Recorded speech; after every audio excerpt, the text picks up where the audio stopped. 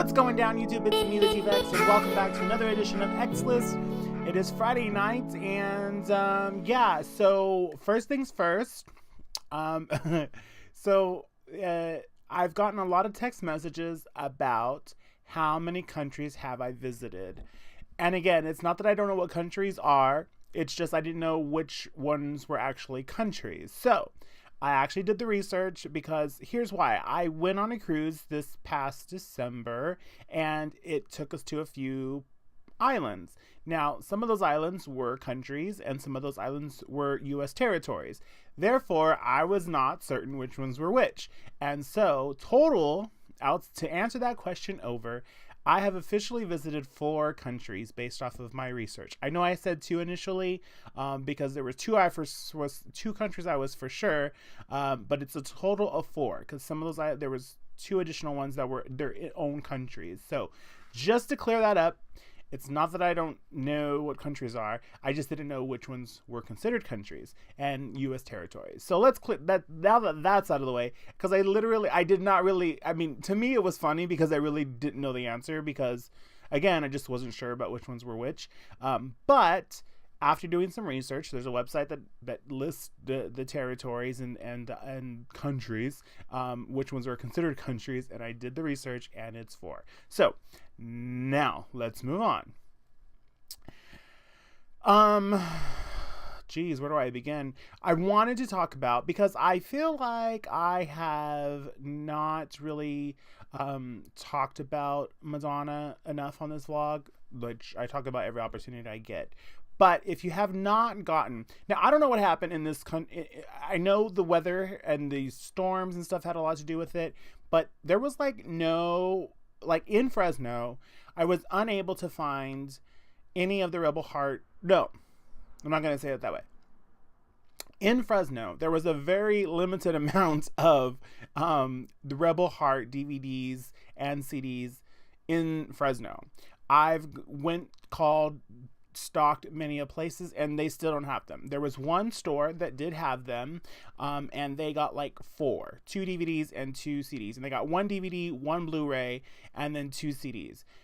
I bought obviously the Blu-ray, and someone else had already bought the DVD. The CD I also bought for myself. That was the extent of what Fresno got. Every other place, because I'm on a lot of Madonna fan boards, every other place had racks and racks and racks and racks and racks and racks of the Rebel Heart tour. I was able to order them, additional copies, and even then they were on delay. There was no like release, like you get it on release date. It was like you're going to get it days after, or even the orders you did place, you weren't going to get them by the date that they were supposed to get them. So I just wanted to put that out there because if you haven't gotten it yet, you need to, because this, I'm going to show you my copy. This DVD, this is the Blu-ray edition. This is the Blu-ray edition that I bought. I found this at Rasputin. Rasputin is the only place in Fresno. None of the major retailers had it. Target, no. Best Buy, no. They all offered to order it for me. Barnes & Nobles, no. Only place that had this was the Rasputin. And I, of course, bought the Blu-ray edition. It was overpriced based off of what everyone else was selling it for, but it was in Fresno, and I didn't have to pay for shipping, so therefore it kind of equaled out to the price that it was. But I want to share with you guys, if you have not picked up this gem of Madonna, Rebel Hearts, or even if you're like, okay, I've said it many times on here, I am a fucking fan of not only Madonna, Madonna is my fucking queen, but also just live shows in general. I mean, and this live show is one of her best pieces of work. It's the DVDs in my DVD player. So, if you want to know where that's at. And this is, to me, probably one of her top 3 tours, in my opinion, that I've seen live. Blonde Ambition is the one tour that I wish I was old enough at the time to see live, which I did not see live. And even the Girly Show tour was also a great tour. But I want to say that this is one of the top 3 tours that I've seen live of hers. Maybe top 4. Well, it's up there, bitches. It's good. It's good. Let's put it that way. It's so hard to categorize them because each of them has different value and sentimental value for me. But this one is definitely a great piece of work. The sets, the process, the flow of the show, super amazing, super good. So if you have not picked up the Rebel Heart tour on DVD, Blu-ray, even if you get the audio CD, I've been listening to it kind of on a loop because I just do.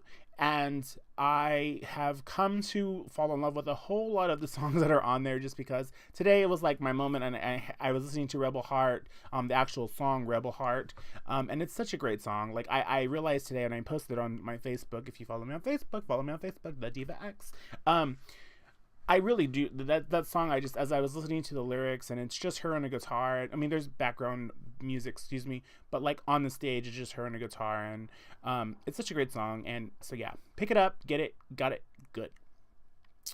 The next thing I want to talk about is the new iPhone, because everyone always asks me about the new iPhone. I love technology. I love everything Apple. I've said this in the videos previous. I'm an Apple everything. So. Am I getting the iPhone? I want to get the iPhone 10 and not the iPhone X, but it is an X, just for the record. So I kind of have to get it. But I do want to get the iPhone 10, not right away, for 2 reasons. One, I'm not eligible for an upgrade just yet, but also I want to make sure this facial recognition situation works, because I'm sure it does. Let's be clear. And I know a lot of people were like looking at the when it first launched and on the when they were presenting it on stage. I don't know if anyone caught it. I don't know if anyone see, I'm like crazy like that. Well, I don't know what crazy, but I do watch like the keynotes when they launched. They actually have the event where they like are presenting this stuff. Excuse me. I watch them. And I enjoy them. I thoroughly enjoy them. I love being abreast of what's going down in the technology department from Apple.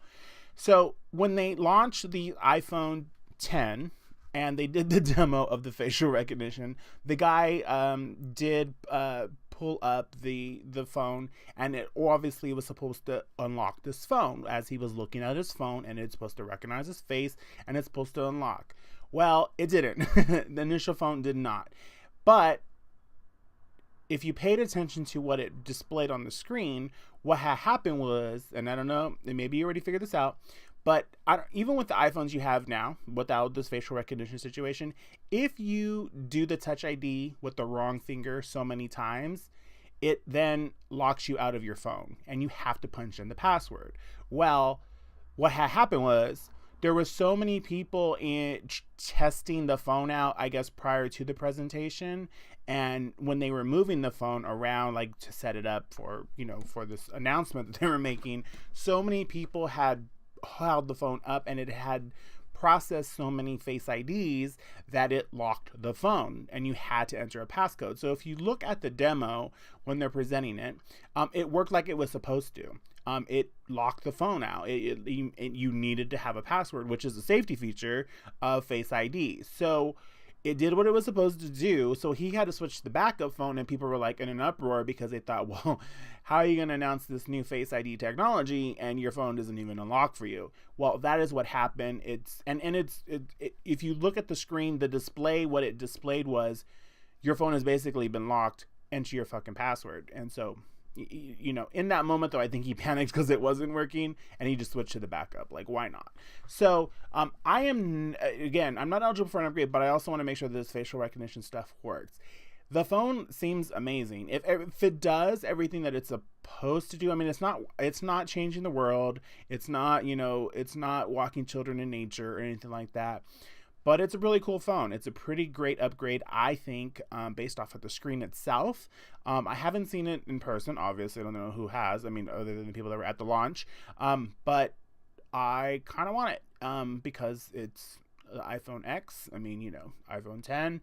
And I just do. I want it. So yeah, I eventually will be getting it. That's the plan. And really, honestly, even with this phone, I got the 7 Plus. I I think for the first two or three, maybe two iPhones, like I did like the whole waiting in line, and or I didn't wait in line, but I had someone wait in line for me and did the whole that whole process. I haven't did that since. I'm okay with waiting until I can like walk into a store, pay my money, and get the phone. I the hype of like the instant I'm an instant gratification person. So if I'm giving you my money, I want my product. I don't want to wait weeks at a time for something to come in. Even with the phone I have now, like I still bought it at a time where it was still in demand and the shipping time was very, very long. But I was also very anal about tracking the phones and seeing when the store would actually have them, because randomly they would get shipments of about 5 phones, but they would sell out kind of fast. So if you paid attention to, or if you were one of those people like myself that paid attention to when they would get shipments, and you were able to get there in time to snag one because they didn't hold them, then you could just buy one and not have to wait the 3 weeks, 4 weeks, 5 weeks for them to be shipped out based off your order. So they did have them in store randomly. So that's what I did with that one. And maybe I'll do that with the 10 when I'm eligible for an upgrade. But up until then, I'm waiting. And so, yeah. Last two things I want to talk about is Lady Gaga's 5'2" documentary. I watched it, and I can't say that I was thoroughly impressed. I did not like it. Okay, I enjoyed it. I just thought it was going to be more. It left me wanting more. I loved the moments of her singing. I loved her recording process. I love seeing that. I love seeing that part.